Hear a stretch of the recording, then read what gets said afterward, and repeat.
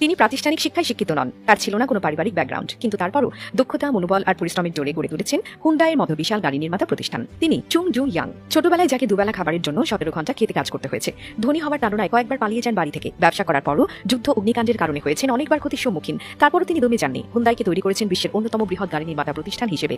তার কাহিনী এখন অনেকের জন্যই অনুপ্রেরণার। 1915 সালের 25 নভেম্বর উত্তর কোরিয়ার অন্তর্গত টংচুন অঞ্চলে একটি কৃষক পরিবারে চুং জো ইয়ানের জন্ম। তিনি তার বাবা মার 7 সন্তানের মধ্যে সবার বড়। অল্প বয়সে চুং স্কুলে শিক্ষক হওয়ার স্বপ্ন দেখতেন, কিন্তু পরিবারের সীমাবদ্ধতার কারণে তার পড়াশোনা করা হয়ে ওঠেনি। আশাহত হয়ে অল্প বয়সেই তিনি খামারে কাজ করা শুরু করেন। পারিবারিক খামারে বেশিরভাগ সময় শ্রম দেওয়ার পাশাপাশি প্রাথমিক বিদ্যালয়ের পড়াশোনা শেষ করতে সক্ষম হন, কিন্তু নিজেদের আর্থিক দশা আর জীবনযাপনের মান নিয়ে তিনি সন্তুষ্ট ছিলেন না। তাই সেই দারিদ্রপূর্ণ গ্রামীণ জীবন থেকে পালানোর ফন্দি কষতে থাকেন মনে মনে। 16 বছর বয়সে তিনি প্রথম টংচুন থেকে পালানোর চেষ্টা করেন। পালিয়ে উত্তর কোরিয়ার কোন অঞ্চলে অবকাঠামো নির্মাণের কাজে শ্রমিক হিসেবে কাজ করা শুরু করেন, কিন্তু খোঁজাখুঁজি করে চুং এর বাবা তাকে বাড়িতে ফিরিয়ে আনেন। চুং অবশ্য তাতে হাল ছাড়ার পাত্র ছিলেন না। প্রথমবার পালিয়ে যাবার ঘটনা সবাই ভুলে যেতেই তিনি দক্ষিণ কোরিয়ার রাজধানী সিওল শহরে পাড়ি জমান, কিন্তু সেখানেও 2 মাস থাকার পর বাড়িতে ফিরে আসতে হয়। চুং এর উচ্চাস যত সহজে ভেঙে দেওয়া সম্ভব হবে বলে তার পরিবার ভেবেছিল, ব্যাপারটা তত সহজ ছিল না। 18 বছর বয়সে শেষবার পালান তিনি। রাতের অন্ধকারে ফের সিওলের পথে পা বাড়ান। সিওলে এসে টিকে থাকার জন্য যে কাজ পেতেন সেটাই করতে থাকেন। নানা ধরনের কাজ করতে করতে একটি চালের দোকানে ডেলিভারি ম্যানের চাকরি জুটিয়ে নেন। নিজ যোগ্যতায় খুব শীঘ্রই নিজেকে এই দোকানের একজন আবশ্যক কর্মীতে পরিণত করেন। তার কর্মতৎপরতায় মুগ্ধ হয়ে দোকানের মালিক নিয়োগের 6 মাসের মধ্যেই পদোন্নতি দিয়ে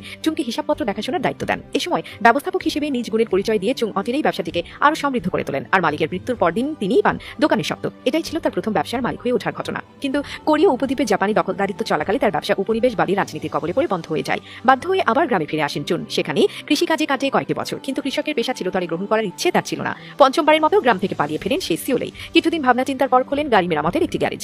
উদ্যোগটি সফলতা পায় এবং খুব শীঘ্রই 20 জন থেকে তার অধীনস্থ কর্মচারীর সংখ্যা 70 জনে উন্নীত হয়। তবে 1943 সালে জাপানি দখলদার সরকার গ্যারেজটি দখল করে একটি ইস্পাত কারখানার অংশে রূপ দেয়। আরও একবার স্বপ্নহারা চুং ট্রেনে করে পাড়ি জমান গ্রামের দিকে। দ্বিতীয় বিশ্বযুদ্ধ শেষে 1946 সালে জাপানি দখলদারিত্ব থেকে স্বাধীনতা পায় কোরিয়া। যুদ্ধ পরবর্তী কোরিয়ার পুনর্গঠনে নেওয়া হয় ব্যাপক উন্নয়ন কর্মসূচি। সেখানে নতুন সম্ভাবনার আলো দেখেন চুং। আবারও খামার ছেড়ে আসেন সিওলে এবং হুন্ডাই নামের একটি কোম্পানি প্রতিষ্ঠা করেন। কোরিয়ায় পরমাণু চুল্লি এবং রেলওয়ে নির্মাণে একাধিক ঠিকাদারি পান তিনি।